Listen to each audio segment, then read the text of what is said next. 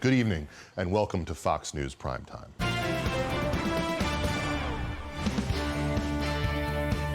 Yesterday, I came to you to talk about the 1970s, how much they resemble our challenge today, and how they are different.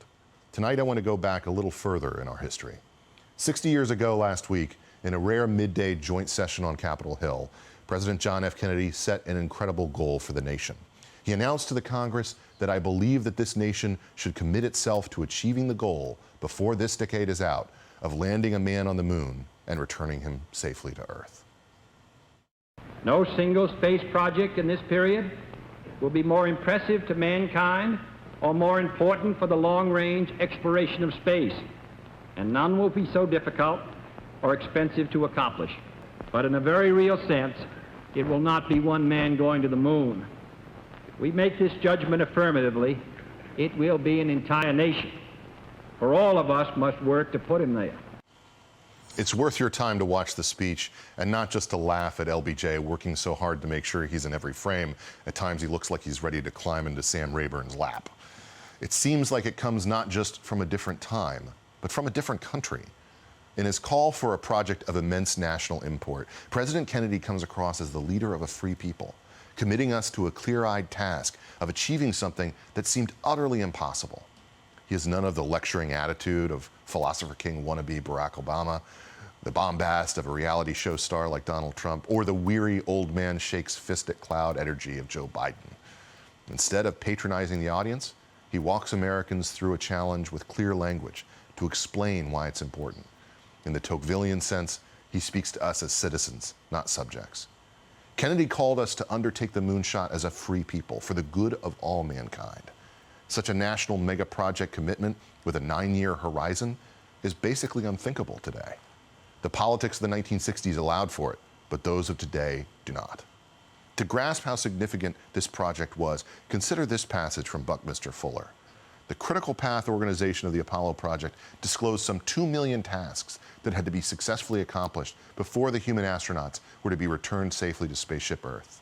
NASA's Apollo management then put a scientifically and technically competent control group to work to identify all approximately 2 million tasks, 1 million of which required technological performances, the design, production, and successful operation of which had never before been undertaken by humans. This isn't just a president taking on a risky aim. He's taking on an impossible aim, or one that would today seem impossible, involving 1 million new tasks never before achieved. Keep in mind, this was in the midst of a Cold War we thought we were losing. Americans were dispirited. Troops had just entered Vietnam to fight the Chinese. The Soviets had beaten us into space with Sputnik and with the first man in space.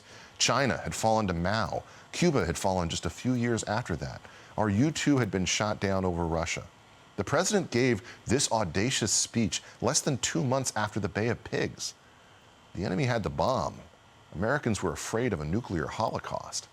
But JFK understood America needed this win.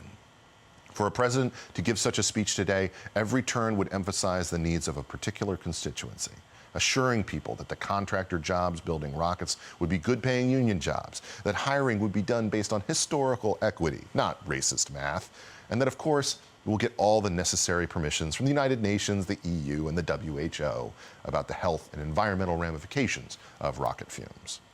And, of course, the speech would be picked apart as sacrificing science on the altar of Cold War political victories. The press would denounce it. Why not spend that money on the ground, on people who need it, instead of some far-fetched vision of putting a man on the moon?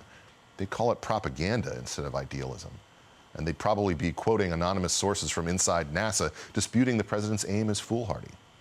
From Larry Schweikert's and Michael Allen's A Patriot's History of the United States, newly released tapes from the Kennedy Library of a key 1962 discussion with NASA Administrator James Webb revealed that Webb repeatedly resisted Kennedy's efforts to turn the U.S. space program into a narrowly focused lunar expedition. JFK wanted a propaganda victory, pure and simple. Everything we do in space, he said, ought to be tied into getting to the moon ahead of the Russians. He then laid it on the table for the NASA administrator, saying that beating the Russians to the moon is the top priority of the space agency and, except for defense, the top priority of the United States government. There's another troublesome aspect to consider here.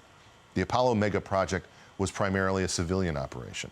with the exception of the astronauts themselves, who were drawn mostly from the military. Today, such an undertaking would almost certainly be handed to the armed forces, with a flag officer placed in charge. See, for example, the use of generals for running Operation Warp Speed. Our generals are good at everything these days, it seems, but winning wars. What does that say about the state of the Republic? One where our trust for every major institution, with the exception of the military, has decayed beyond the point of usefulness in audacious endeavors. While NASA still serves an important function, the private sector has taken over the true moonshot engineering tasks. But it's worth remembering what was supposed to happen following the fulfillment of Kennedy's vision and what happened instead. You see, Apollo was supposed to be a beginning, not an end. NASA's Space Task Group by 1969 envisioned the first phase of Apollo setting up permanent shelters on the moon by 1973. Permanent lunar habitation, likely with supporting space station infrastructure, was envisioned by 1980. A Mars expedition, building on the lunar experience, was slated for 1983. Instead of this steady American progress toward colonizing the solar system, the final 3 Apollo missions were scrubbed. Instead, we spent the money on low Earth orbit missions where we've stayed for most of the past half-century. Those missions are, of course, not without risk. My first memory, a searing one familiar to so many children of the 80s, is the Challenger explosion. But that is not the reason we go to space. It is not the highest mountain. It's not Lindbergh crossing the Atlantic. And it's not why Rice plays Texas. We are meant to push farther, to sail for further shores than this. It gives me great pride as an American that in 296,000 years, when Voyager 2 slides by the binary Sirius system, the brightest star in the sky, and is cracked open by their giant rotating blocks of ice in the darkness of space, its onboard system will play the golden record contained inside. And if anyone's around to hear the sound, they won't just hear Beethoven or Mozart or Bach. No, any species who can hear will hear who we were, the Americans, the brash wilderness people who hurled this primitive rocket beyond the limits of our solar system to reach out into the stars. They will hear the opening riff of Chuck Berry's Johnny Be Good. Perhaps the best lesson to take away from this historical anniversary, then, is less about what America has lost in our institutions or in our ambitions over the past 60 years, and more what could be regained with a return to a form of leadership that tolerates and accepts political risk as part of what is demanded of them. Risk is not something we handle well as Americans these days. The pandemic surely proved that point better than anything else could. But it's not just fear in the face of disease. We live in a country where teenagers don't want to get driver's licenses, where our schools can't fail kids for giving the wrong answers, where teachers refuse to teach even with precautions and vaccinations, and where local authorities won't put down riots. JFK called the nation to dare. Men died as a result. We pushed forward. It's one thing for a single daredevil, or even 20, to take on such a risk. It's a lot more for a country to do so. In Kennedy's framing 60 years ago, our common identity as Americans is what unites us. Rather than stoke the divisions of race or class, he focused our energies toward an incredible goal.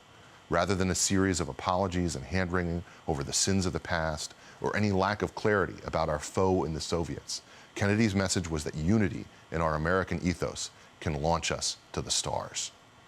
The American spirit is still there. It still beats in the heart of this great nation. But we need to honor it and unite around it again. And that will require more than just a fine speech from a politician. It will require something of you as well. It will require you to wake up. I'm Ben Domenech, and this is The American Crisis. Hey, Sean Hannity here. Hey, click here to subscribe to Fox News YouTube page and catch our hottest interviews and most compelling analysis. You will not get it anywhere else.